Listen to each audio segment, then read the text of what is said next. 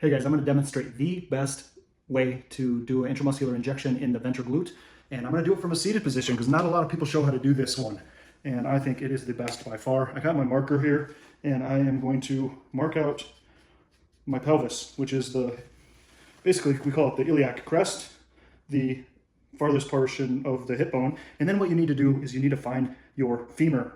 That is the greater trochanter, which is the top part of this femur bone. So once you find this, that runs all the way down the leg. So people are nervous that they're going to hit a bone. The pelvis scoops in. So there's a tremendous amount of tissue in here. So the gluteus medius muscle runs all the way up through the pelvis down and connects to the femur there. So you can see how big of an area that is.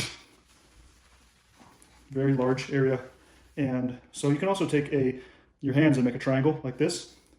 And it's really not that critical. A lot of people say, oh, go an inch back or back here closer to the gluteus maximus, but really for all intents and purposes, you can go anywhere in this area. So why don't we just go ahead and get to it. And take a little alcohol and clean your injection area. The nice thing about this injection site too is that you can just sit down and relax rather than doing your leg or your quad. So once you have so this is also a really nice injection site because you can reach it really easily for self-administered injection. So we'll just go 1, 2, 3, and depress the plunger.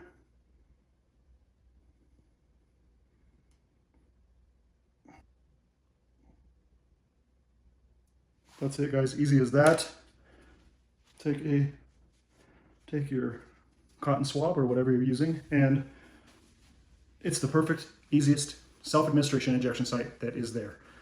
Thank you very much.